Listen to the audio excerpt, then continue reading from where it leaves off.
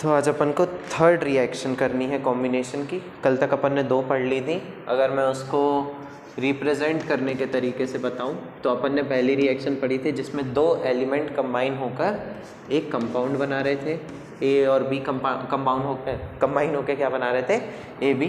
दूसरा A B यानी एक कंपाउंड और सी डी दूसरा कंपाउंड मिलकर क्या बना रहे थे? ए बी सी डी, एक और नया कंपाउंड। ये 2 टाइप की देखी थी। आज हमें तीसरी रिएक्शन देखनी है, ठीक है। लिखो, थर्ड रिएक्शन होगी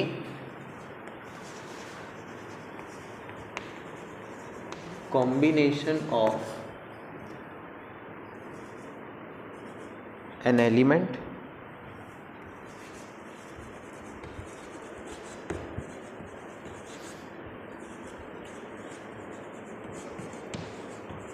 एंड अ कंपाउंड। अच्छा, जब एलिमेंट और कंपाउंड मिलेगा तो क्या बनेगा? एलिमेंट या कंपाउंड? कंपाउंड ही बनेगा, ठीक है। क्या?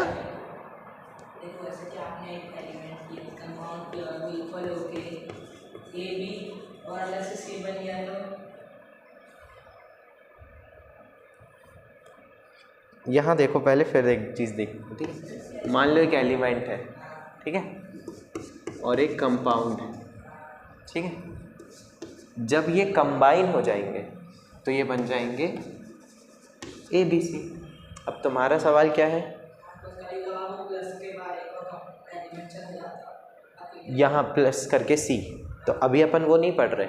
वो भी एक टाइप की रिएक्शन होती है। अपन ने कौन सी पढ़ी थी? उस टाइप की रिएक्शन पढ़ी थी जिंक और कॉपर वाली, मैंने तुम्हें बताई थी, जिसका पहली रील मैंने डाली थी छोटी सी करके।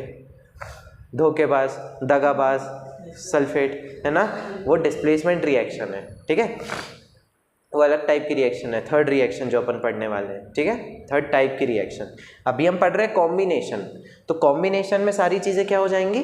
कंबाइन हो जाती हैं, मिल जाती हैं, ठीक है ना। तो अभी तो कोई नहीं जाएगा, ठीक है। चलो एग्जाम्पल अगर हम देखें,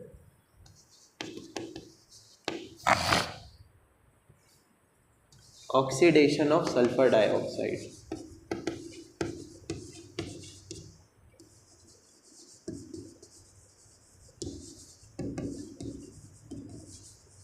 ऑक्सीडेशन ऑफ सल्फर डाइऑक्साइड, ठीक है। यानी कि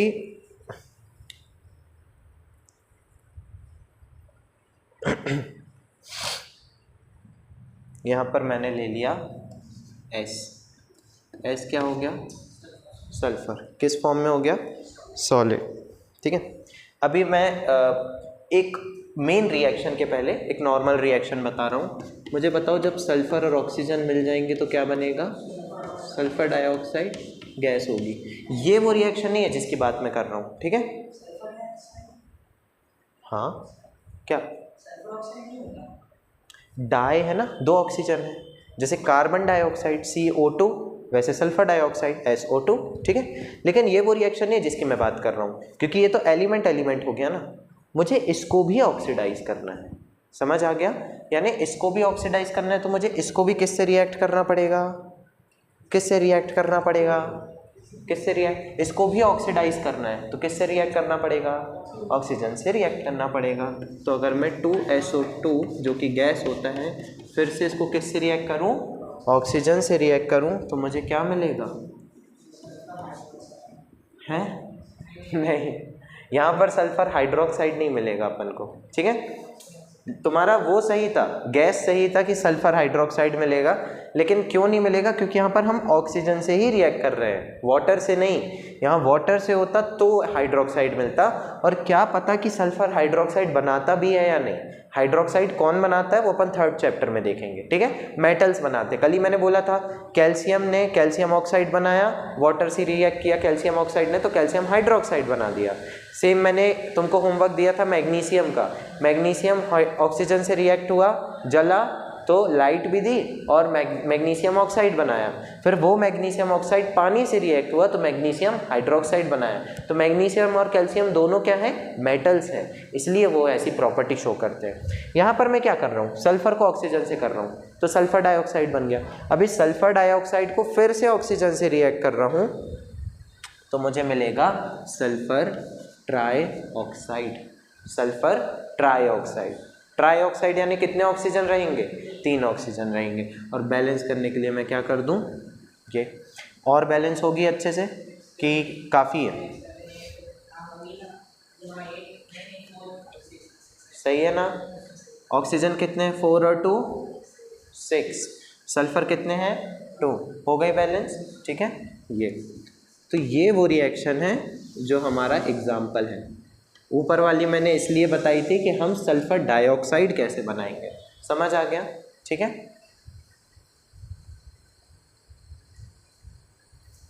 लिख लो।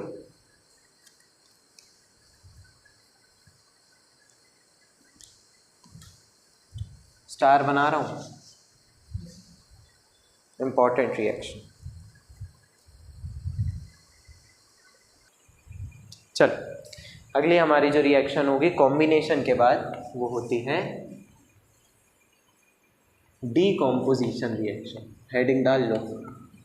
और यही वो रिएक्शन है जो सबसे बड़ी है। सबसे बड़ी क्यों बोल रहा हूँ मैं? ये टॉपिक सबसे बड़ा है क्योंकि इसमें बहुत सारे एग्जाम्पल हैं और हर एग्जाम्पल बहुत इंपॉर्टेंट है।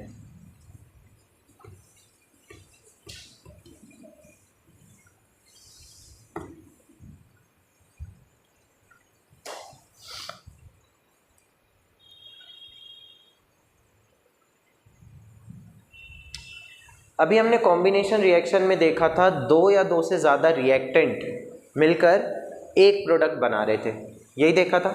उसमें एक रूल था कि प्रोडक्ट कितने होने चाहिए? सिर्फ एक ही होना चाहिए, ठीक है। इसका रूल ये है कि एक रिएक्टेंट होगा और टूटकर 2 या 2 से ज़्यादा प्रोडक्ट बनाएगा। सिंपल, इसका रूल है रिएक्टेंट एक होना चाहिए। समझ में आ गया? ठीक है।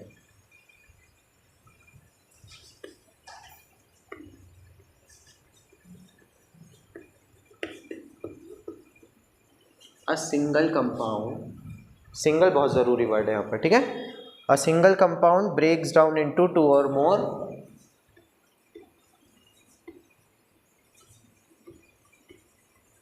साथ में लिखते चलो डेफिनेशन, क्योंकि ये तो भूल ही जाओगे बाद में।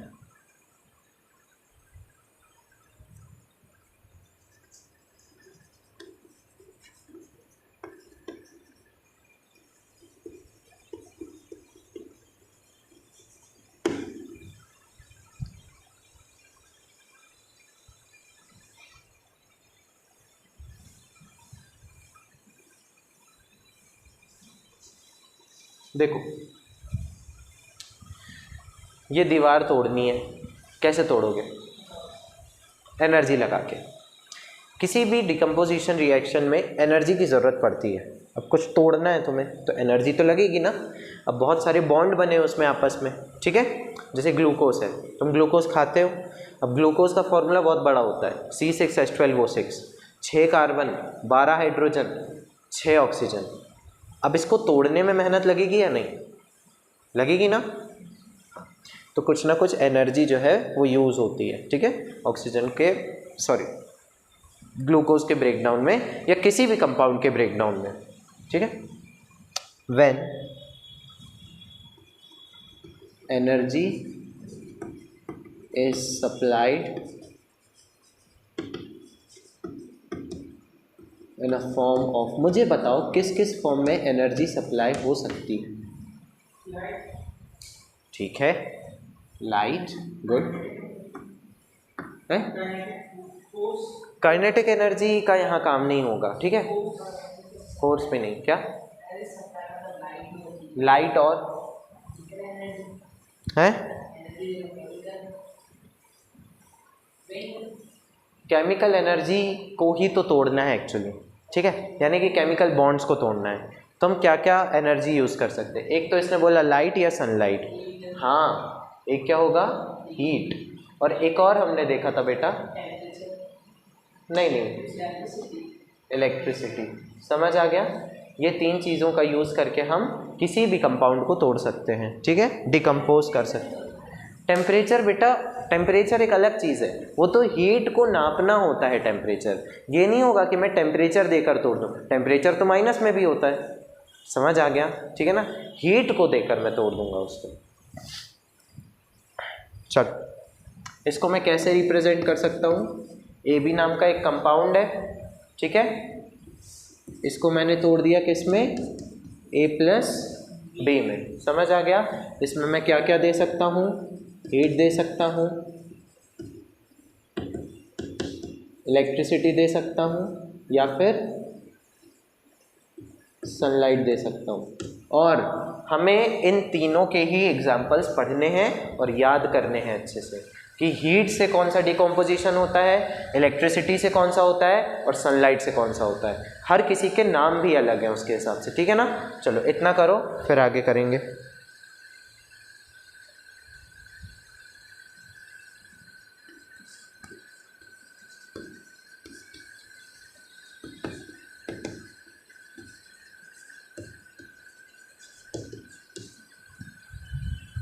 हीट से अगर डिकम्पोजिशन हो रहा है, ठीक है, तो हीट से रिलेटेड कोई भी चीज़ साइंस में कहलाती है थर्मो, ठीक है।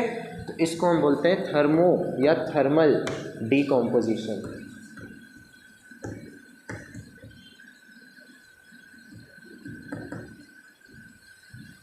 क्लियर हुआ, ठीक है। अगर लाइट की वजह से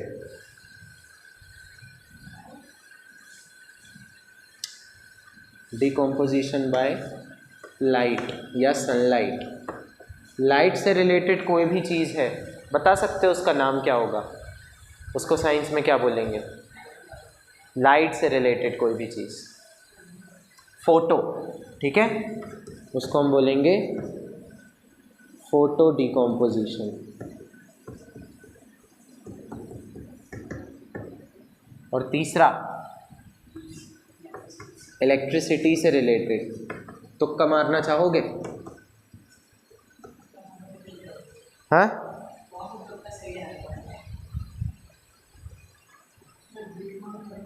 अरे नाम बताओ उसका, इलेक्ट्रिक डिकम्पोजिशन या इलेक्ट्रोलिटिक डिकम्पोजिशन। इलेक्ट्रोलिटिक डिकम्पोजिशन समझ में आ गया, ठीक है। ये नाम पढ़ते हैं अपन को, अब इन तीनों को अलग अलग एग्जाम्पल्स पढ़ने हैं, ठीक है, जो कि बेहद इंपॉर्टेंट है। इसका हम एक और नाम बोल सकते हैं थर्मोलाइसिस। लाइसिस का मतलब होता है तोड़ना, टू ब्रेक। इसको क्या बोल सकते हैं, फोटो डिकम्पोजिशन को। अगर थर्मल डिकम्पोजिशन को थर्मोलाइसिस बोलते हैं, तो फोटो डिकम्पोजिशन को क्या बोल सकते हैं, फोटोलिसिस, ठीक है, फोटोलिसिस या फोटोलाइसिस। और तीसरा इसको क्या बोल सकते हैं, इलेक्ट्रोलाइसिस, ठीक है।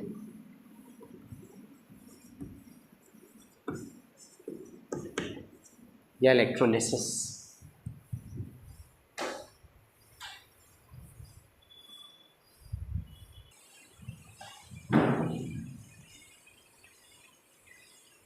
Thermal decomposition,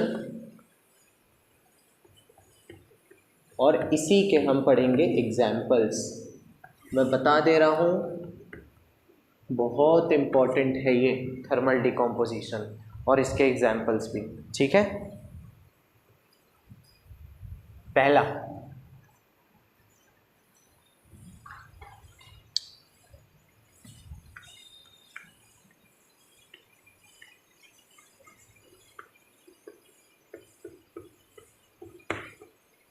thermal decomposition of lead nitrate. Important reaction है, ठीक है। क्या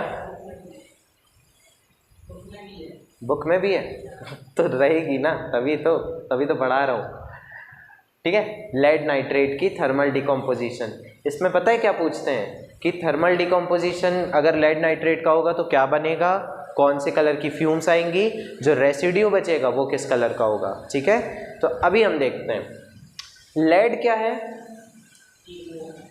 एक मेटल है या नॉन मेटल है, हाँ मेटल है, लेड एक मेटल होता है, ठीक है ना। तो जब लेड को या किसी भी मेटल के नाइट्रेट को हम हीट करते हैं तो वो टूट जाता है, इसलिए हम कौन सा डिकम्पोजिशन पढ़ रहे हैं? थर्मल डिकम्पोजिशन, क्योंकि हीट करने से हम उसको तोड़ रहे हैं। ठीक है, तो कोई भी मेटल नाइट्रेट ध्यान से सुन लो अभी पहले, ठीक है। मेटल नाइट्रेट, मेटल कौन सा लिया है अभी हमने यहाँ पर? लीड नहीं, लेड, ठीक है। लेड नाइट्रेट या मेटल नाइट्रेट को जब भी हम हीट करते हैं, और मैंने कल ही बताया था अगर मैं हीट कर रहा हूँ तो मैं ये वाला साइन भी लगा सकता हूँ, समझ आया? ठीक है, ट्राइंगल वाला। तो जब भी मैं इसको हीट करता हूँ तो मुझे मिलता है मेटल ऑक्साइड, उसी मेटल का ऑक्साइड प्लस NO2। NO2 क्या होता है? नाइट्रोजन डाइऑक्साइड, 2 ऑक्सीजन है, ठीक है ना। डाइऑक्साइड प्लस ऑक्सीजन, समझ आ गया? ठीक है। अब देखो ये हर मेटल के लिए काम करता है, ठीक है। तो अब हम सेम इस रिएक्शन को देख के अपने लेड नाइट्रेट का एग्जांपल लिखना है। हमारे पास क्या है? लेड नाइट्रेट, यानी कि PbNO3। NO3 किसका साइन है? नाइट्रेट का। Pb है लेड का, ठीक है। लेड का साइन क्या है? Pb, याद रखना। जब हम लेड नाइट्रेट को, अच्छा ये ट्वाइस हो जाएगा, क्यों ट्वाइस हो जाएगा भाई? क्योंकि लेड की वैलेंसी क्या है? 2, समझ आ गया। और नाइट्रेट की तो पता थी ना, नाइट्रेट की क्या है? 1, तो Pb के पास क्या गया? 1, NO3 के पास क्या गया? 2, समझ आया? जब मैंने लेड नाइट्रेट को हीट किया, ठीक है, तो मुझे मेटल ऑक्साइड मिलेगा, यानी कौन सा ऑक्साइड मिलेगा? लेड ऑक्साइड मिलेगा, ठीक है। PbO ही मिलेगा ना, क्योंकि लेड और ऑक्सीजन दोनों की वैलेंसी क्या है? 2, तो दोनों कैंसिल हो गए। प्लस और मुझे क्या मिलेगा? सबसे इम्पॉर्टेंट नाइट्रोजन डाइऑक्साइड, प्लस मुझे क्या मिलेगा? ऑक्सीजन। अब अगर मैं इसको बैलेंस करूं तो यहाँ मुझे 2 लिखना पड़ेगा, यहाँ मुझे 2 लिखना पड़ेगा, यहाँ 4 लिखना पड़ेगा। बस मैं यहाँ पर ये ऊपर वाला साइन बना देता हूँ, यानी ये दोनों क्या हैं? गैस हैं, जो कि क्या हो रही हैं? उड़ रही हैं, ठीक है। ये जो है ये किस फॉर्म में आ जाता है? सॉलिड फॉर्म में, ठीक है। और ये लेड नाइट्रेट ये भी किस फॉर्म में था? सॉलिड फॉर्म में, समझ आ गया। तो ये हमारा कौन सा नाइट्रेट है? Lead nitrate. मैं लिख देता हूँ यहाँ पर, दिस इज लेड नाइट्रेट। और जब मैं इसको हीट करता हूँ तो ये टूट जाएगा, डिकम्पोज हो जाएगा, इसलिए हम कौन सा डिकम्पोजिशन कहेंगे इसको? Thermal decomposition. तो ये कौन सा ऑक्साइड बनाएगा? कौन सा ऑक्साइड बनाएगा? उसने कौन सा ऑक्साइड बोला? Lead oxide. और ये क्या है? नाइट्रोजन डाइऑक्साइड, समझ आ गया। और ये क्या है? ऑक्सीजन। अब सबसे इंपॉर्टेंट चीज़ है ऑब्जर्वेशन। क्या होगा? ऑब्जर्वेशन का मतलब है जब तुम रियल में ये एक्सपेरिमेंट करोगे तो तुम्हें क्या क्या मिलेगा, ठीक है। तो जब तुम ये रियल में करोगे तो तुम्हें एक ऑब्जर्वेशन मिलेगा लेड ऑक्साइड, जो कि आएगा येलो रेसिड्यू के फॉर्म में। रेसिड्यू का मतलब होता है बचा हुआ, ठीक है। तो लेड ऑक्साइड कौन से कलर का होगा? येलो कलर का। और नाइट्रोजन डाइऑक्साइड की जो फ्यूम्स होंगी, फ्यूम्स क्योंकि ये ऊपर उड़ रहा है, फ्यूम्स यानी कि धुआं, उसका जो धुआं होगा, फ्यूम्स होंगी, वो होगा किस कलर का? ब्राउन कलर का। बहुत इंपॉर्टेंट चीज़ है ये, ठीक है ना। पता है कैसे पूछेंगे? जैसे कल मैंने होमवर्क दिया था कि इसको करो तो x बन जाएगा, y बन जाएगा, ठीक है। तो क्वेश्चन आएगा कि when a metal nitrate is treated with heat, it forms X, which is dash in color, and it forms some fumes which is Y, and it is dash in color. तो तुम्हें ये भी बताना है कि वो क्या है कंपाउंड, और उनका कलर भी पता होना चाहिए। समझ में आ गया ना? ये इम्पोर्टेंट क्वेश्चन है।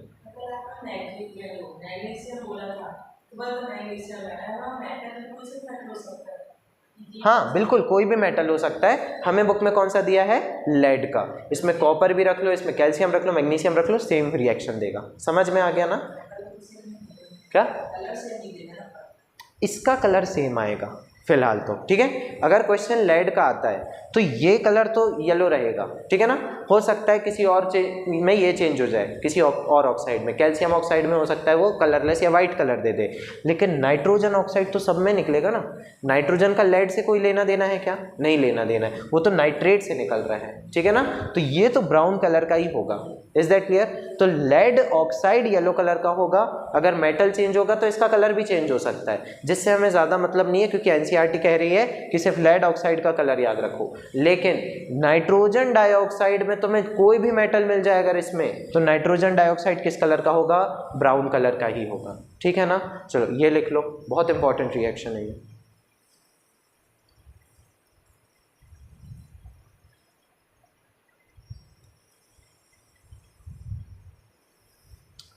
इसमें हमको एक साउंड भी सुनाई देती है जब ये रिएक्शन होती है, क्रैकलिंग साउंड, ठीक है। क्रैकलिंग यानी चट चट चट चट चट चट चट, ठीक। इस प्रोसेस के दौरान हमको एक क्रैकलिंग साउंड भी आती है।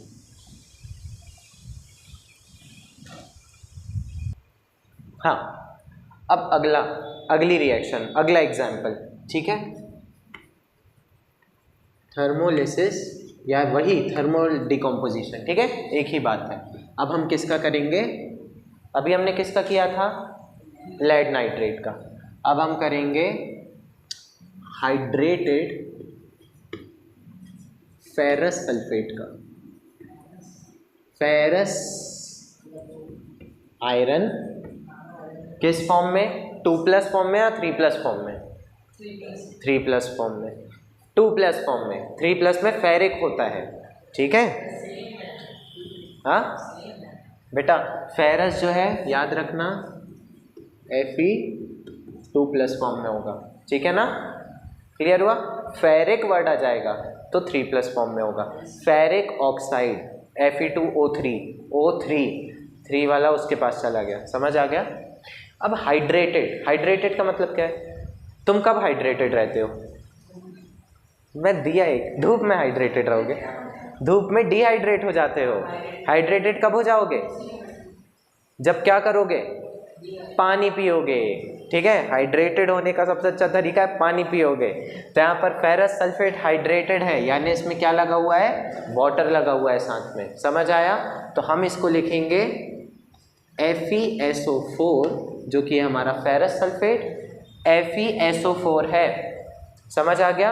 अगर ये फेरिक होता तो इसका फॉर्मूला होता Fe2SO4 थ्राइस, क्योंकि Fe का 3 यहाँ जाता, SO4 का 2 यहाँ जाता।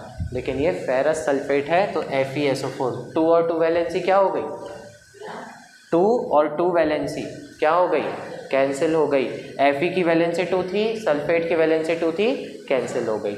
साथ में 7H2O, क्योंकि कैसा है ये? हाइड्रेटेड है। अब ये डॉट क्या है? 7H2O, 7 ही क्यों है? ये सेकंड चैप्टर में पढ़ेंगे अपन, ठीक है, ठीक है ना। जब अपन पढ़ेंगे हाइड्रेशन, ठीक है ना, वहाँ पर अपन क्या इंटू यहाँ तो नहीं होता, ठीक है, केमिस्ट्री में इंटू नहीं होता। इसका मतलब होता है इसके एक क्रिस्टल के साथ इतने मॉलिक्यूल्स जुड़े हैं वाटर के, वाटर ऑफ क्रिस्टलाइजेशन, ठीक है। ये अपन पढ़ेंगे सेकंड चैप्टर में। अभी अपन बस इतना समझते हैं कि फेरस सल्फेट के साथ क्या लगा हुआ है? वाटर लगा हुआ है, इसलिए अपन इसका नाम क्या बोलते हैं? Hydrated ferrous sulphate. जब हम इसको हीट करते हैं, क्योंकि हम कौन सा डिकम्पोजिशन पढ़ रहे हैं? थर्मल डिकम्पोजिशन, ठीक है ना, थर्मोलिसिस पढ़ रहे हैं। तो जब हम इसको हीट करते हैं तो सबसे पहले तो ये होता है कि फेरस सल्फेट से ये बन जाता है सॉलिड, इससे क्या चला जाता है? पानी अलग हो जाता है, ठीक है। तो अब इसमें पानी है क्या? नहीं, ये सूख चुका है, इसलिए मैं इसका नाम बोल देता हूँ एनहाइड्रस। एन यानी नहीं और हाइड्रस यानी वाटर, ठीक है ना। एनहाइड्रस फेरस सल्फेट बन जाता है। ये क्लियर हुआ? अब हम इसको भी तोड़ेंगे, एनहाइड्रस फेरस सल्फेट को, ठीक है।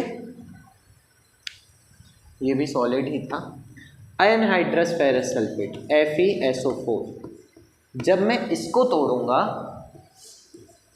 क्या लगा के, हीट, इलेक्ट्रिसिटी या लाइट, हीट, थर्मल डिकम्पोजिशन पढ़ रहे हैं, तो ये बन जाएगा, ध्यान देना, ये बन जाएगा अपना फेरिक ऑक्साइड। अब ये ऑक्सीजन से 2+ की वैलेंसी में नहीं जुड़ेगा, 3+ की वैलेंसी में जुड़ेगा, समझ आ गया? ठीक है, ये बन जाएगा फेरिक ऑक्साइड। मैं कह रहा हूँ आयरन जो है मूडी टाइप का होता है थोड़ा सा, ठीक है। जब वो सल्फेट के साथ होता है तो वो अलग फॉर्म में होता है, 2+ के फॉर्म में होता है। जब वो केवल ऑक्सीजन के साथ होता है तो वो 3+ के फॉर्म में होता है, फेरिक के फॉर्म में। समझ आ गया ना? यहाँ पर इसका नाम क्या है? फेरस सल्फेट, ठीक है, फेरस सल्फेट। यानी किस फॉर्म में है? इसकी वैलेंसी क्या है? +2। और जब यहाँ पर है तो किस फॉर्म में है? 3+ के फॉर्म में, +3, यानी फेरिक फॉर्म में है। समझ आ गया? अलग अलग लोगों के साथ अलग अलग चेहरे दिखाता है अपने, ठीक है ना। सल्फेट के साथ है तो फेरस के फॉर्म में अलग चेहरा दिखा रहा है, ऑक्सीजन के साथ है तो फेरिक के फॉर्म में +3 अलग चेहरा दिखा रहा है। जैसे वो था अपरिचित में अम्बी जो था वो दूसरों के साथ बड़ा सीधा साधा बनता था, समझ में आ गया ना। और जब वो अपरिचित बन जाता था तो और ख़तरनाक हो जाता था, है ना। और एक वो रेमो, जब वो लड़की के साथ होता था तो और चेहरा दिखाता था कोई, तो उसको डिसोसिएटिव आइडेंटिटी डिसऑर्डर था, मल्टीपल पर्सनैलिटी डिसऑर्डर, अलग अलग आदमी बन जाता था।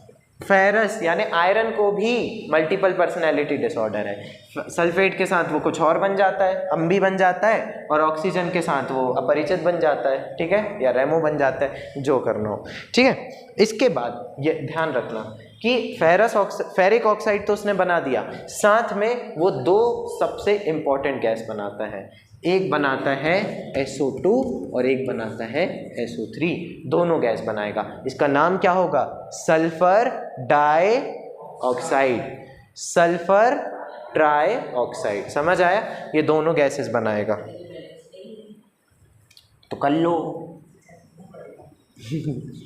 बैलेंस नहीं है तो कर लो, क्यों सिखाया है?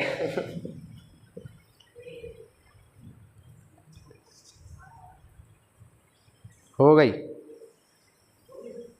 करो, देखो, पक्का? ऑक्सीजन कितने हैं? 8 ऑक्सीजन है, यहाँ हो गए 3 और 5 8, 2 सल्फर 2 आयरन, यस, ठीक है। ये रिएक्शन इंपॉर्टेंट है। अब देखो ध्यान से, ये बनेंगे फ्यूम्स, ठीक है ना, ये बनेंगी फ्यूम्स सल्फर डाइऑक्साइड और सल्फर ट्राइऑक्साइड की। कैसे पता चलेगा? दिखेंगी नहीं। कुछ प्रिकॉशन ध्यान रखना, ठीक है। मान लो जब कोई रियलिटी में ये रिएक्शन करता है, ठीक है ना, असलियत में, तो वो कभी इन फ्यूम्स को डायरेक्टली इनहेल नहीं करता, ठीक है।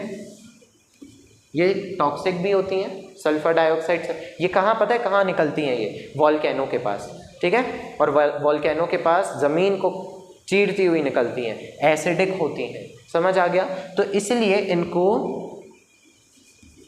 Do not inhale directly inhale नहीं करते। तो हम क्या करेंगे? मान लो ये तुम्हारा, इमेजिन करो वो है वेसल है, या फिर तुम्हारा बीकर है जिसमें तुमने रिएक्शन करी, अब उसमें से सल्फर डाइऑक्साइड और सल्फर ट्राइऑक्साइड निकल रही है। ऐसे नहीं सूंघना कभी, या दोस्त को मत सूंघाना कि ये लो सूंघ के बताओ कि कैसी है, ठीक है ना, टॉक्सिक है। तो हम उसको ऐसे सूंघते हैं, ठीक है, वहाँ से निकल रही है तो थोड़ी थोड़ी करके ऐसे सूंघते हैं। कैसे पता चलेगा कि सल्फर डाइऑक्साइड है या सल्फर ट्राइऑक्साइड है? रॉटन एग, सड़े हुए अंडे जैसी स्मेल आती है। अब सड़ा हुआ अंडा तो तुमने सूंघा नहीं होगा कि सर हमने, हाँ सर सूंघा था एक दिन, ठीक है ना।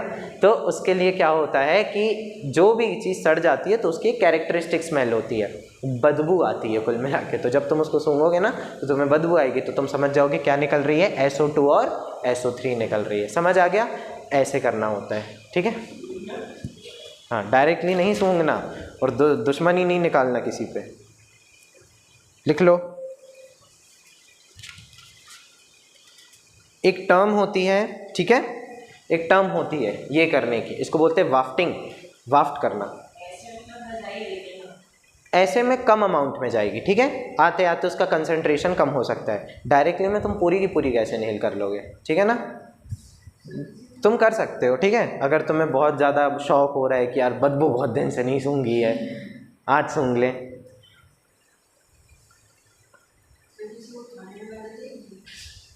क्या खाने में मिला के दे दें किसी को? दे सकते हो अगर तुम्हारी बहुत दुश्मनी है किसी से, तो मैं रिकमेंड नहीं करूँगा, मैं बिल्कुल ये सब नहीं सिखा रहा हूँ तुमको, ठीक है ना।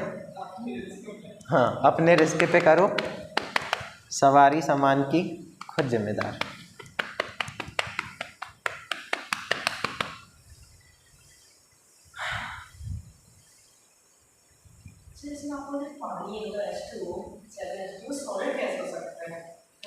नहीं, ये पूरा सॉलिड है, ठीक है, एनहाइड्रस फेरस सल्फेट पूरा सॉलिड है, वाटर सॉलिड नहीं है यहाँ पर। एनहाइड्रस कह रहा हूँ, हाइड्रेटेड फेरस सल्फेट ये पूरा सॉलिड फॉर्म में, ठीक है, क्रिस्टल के फॉर्म में होता है ये, ठीक है। क्रिस्टल जानते हो ना, जैसे आइस के क्रिस्टल बनते हैं, ठीक है, नाम तो याद नहीं आ रहा किसी का, क्या दिखते हैं अच्छा ठीक है, वैसे ही टाइप का, ठीक है ना, समझ लो वैसे ही टाइप का होता है, पानी ट्रैप्ड रहता है उसमें एक्चुअली, ठीक है, वाटर ट्रैप्ड फॉर्म में रहता है। तो उसको हटाने के लिए हम सिंपल उसको पहले गर्म करेंगे, और जो गर्म करके एनहाइड्रस फॉर्म आएगा उसको फिर से हीट करेंगे। बताओ बार बार बताओ मुझे कि जब मैं एनहाइड्रस फेरस सल्फेट को हीट करूंगा तो क्या क्या मिलेगा मुझे? फेरिक ऑक्साइड यानी मेटल का ऑक्साइड मिल जाएगा, सल्फर डाइऑक्साइड और सल्फर ट्राइऑक्साइड, ठीक है, ये बहुत इंपॉर्टेंट है, हर रिएक्शन बहुत इंपॉर्टेंट है, ठीक है, 10 बार बता रहा हूँ, फिर से बता रहा हूँ, हर रिएक्शन बहुत इंपॉर्टेंट है इस चैप्टर की।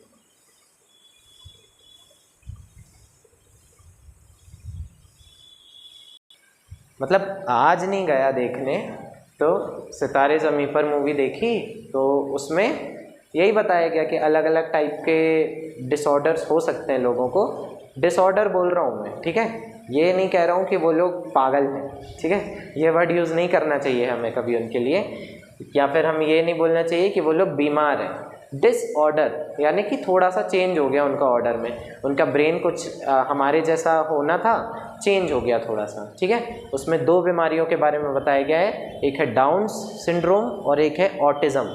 डाउन सिंड्रोम होता है जब हमारे जेनेटिक प्रॉब्लम हो जाए कुछ, ठीक है, जेनेटिक जीन्स में कुछ प्रॉब्लम हो जाए, डीएनए में कुछ प्रॉब्लम हो जाए, जनरली 3 क्रोमोसोम हो जाते हैं 2 की जगह।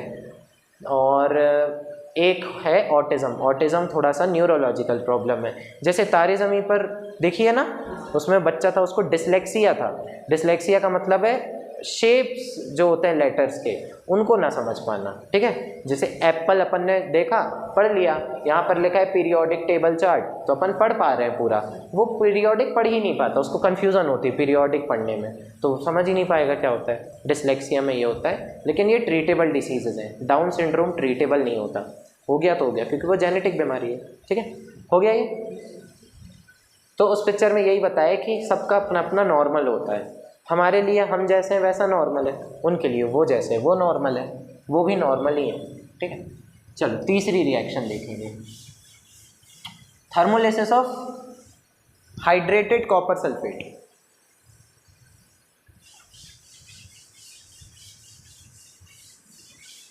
ऐसी ही रिएक्शन है सेम, ठीक है, बस उसमें फेरस की जगह हमने क्या लिख दिया? कॉपर, ठीक है। तो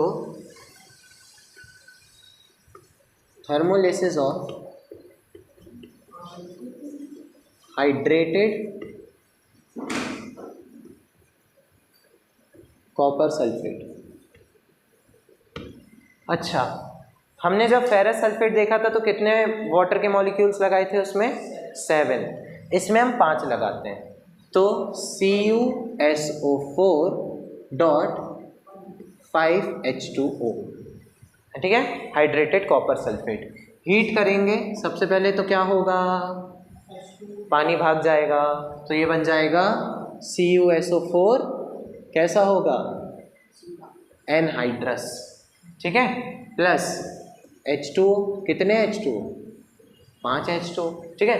अब हम फिर से कॉपर सल्फेट को गर्म करेंगे। तो पहले बनेगा, क्या बनेगा? कॉपर ऑक्साइड, ठीक है, कॉपर ऑक्साइड बनेगा CuO प्लस कौन सी गैस बनेगी? SO2 और एक बनेगी SO3, SO2 ठीक है।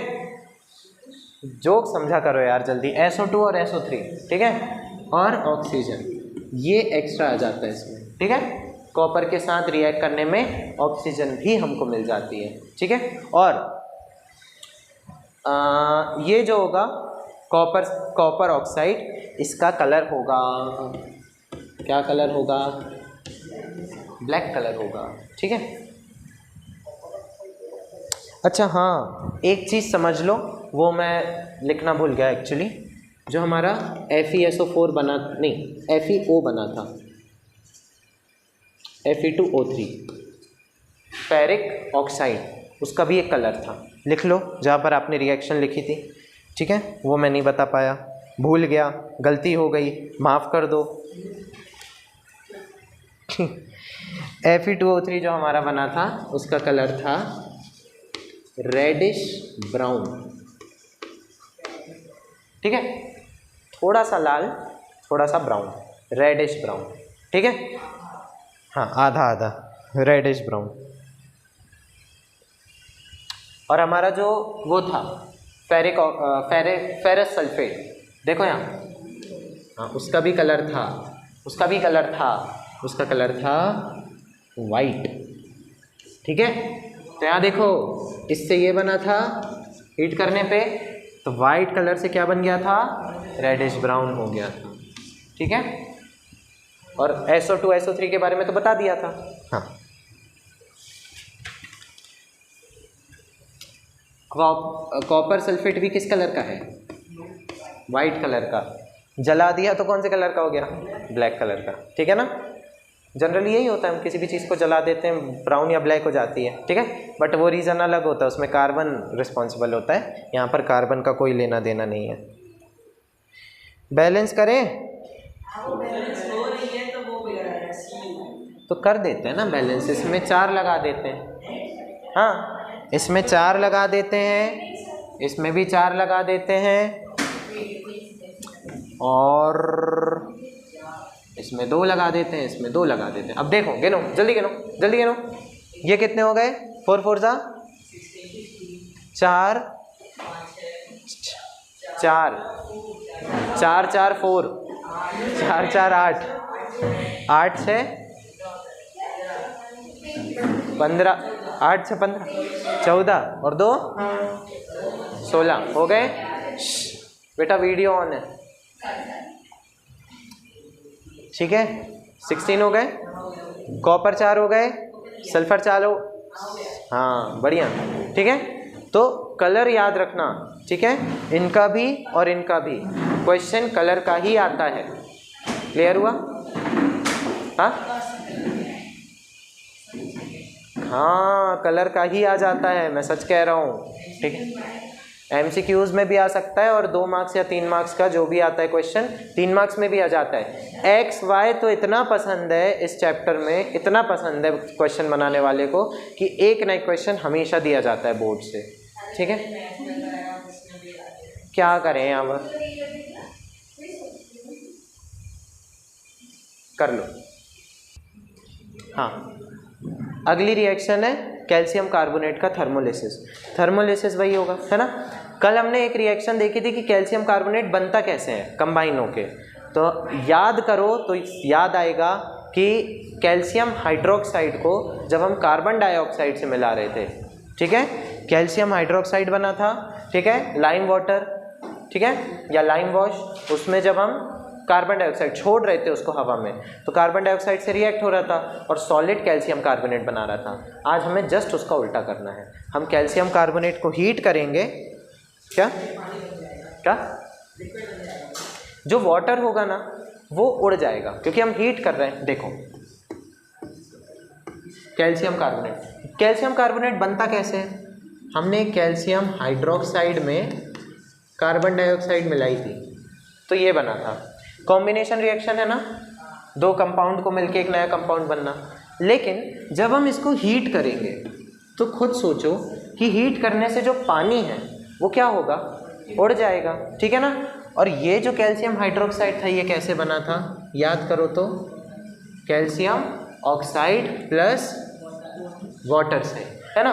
तो ये जो वाटर है वो इस प्रोसेस के दौरान उड़ गया, तो हमारे पास क्या बचा, कैल्शियम ऑक्साइड और कार्बन डाइऑक्साइड, ठीक है ना। तो ये हमारे पास बचा कैल्शियम ऑक्साइड, इसको हम बोलते हैं बर्न्ट लाइम, जला हुआ लाइम, जला हुआ चूना, ठीक है, क्योंकि जला रहे हैं ना, ठीक है, प्लस कार्बन डाइऑक्साइड। समझ आ गया। पानी कहाँ गया, उड़ गया, ठीक है। ये जो हाइड्रोक्साइड था ये इसलिए बना था क्योंकि वाटर था। अब ये हाइड्रोक्साइड क्यों नहीं बना यहाँ पर, क्योंकि वाटर है ही नहीं। समझ आ गया। इसका कलर दिया तो नहीं है, कोशिश करके देख लो घर में। पिंक, पिंक कलर कहाँ से, कुछ तो कलर आएगा, तो पिंक कैसे ले आए तुम, ये मुझे बताओ। घर जलाओ भाई, घर जाके चूना जलाओ, कैल्शियम कार्बोनेट जलाओ, ठीक है, और मुझे बताओ पिंक कलर आ रहा है कि नहीं, ठीक है। चलो करो। तो आज की क्लास यहीं तक है। थर्मल डिकम्पोजिशन अपन ने चारों रिएक्शन पढ़ ली, चारों बहुत इंपॉर्टेंट है, ठीक है ना।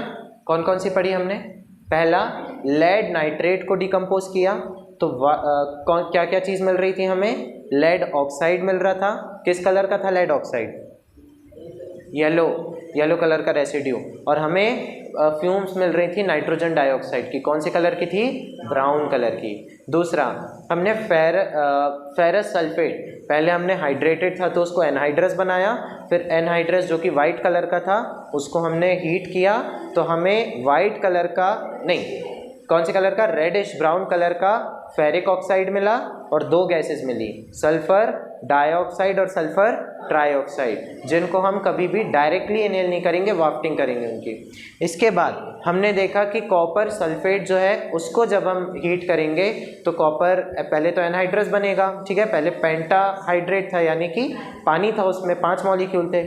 फिर हमने देखा कि जो हमारा एनहाइड्रस बनेगा उसको हम हीट करेंगे तो वो वाइट कलर से ब्लैक कलर का बन जाएगा, कॉपर ऑक्साइड, और वही दो गैसेस मिलेंगी, और ऑक्सीजन भी मिली थी हमें साथ में, याद रखना। और चौथी हमने रिएक्शन देखी कौन सी, थर्मोलिसिस ऑफ कैल्शियम कार्बोनेट। ये है रिएक्शन, ठीक है, वो तो कब पुराना था, कल का था, वो मैं बता रहा हूँ कि पानी कहाँ गया। तो जब कैल्शियम कार्बोनेट को हीट किया तो पानी उड़ गया, और हमें क्या क्या मिला, कैल्शियम ऑक्साइड और कार्बन डाइऑक्साइड। क्लियर हुआ, ठीक है। ये आज हमने पढ़ा, ये आज हमने पढ़ा।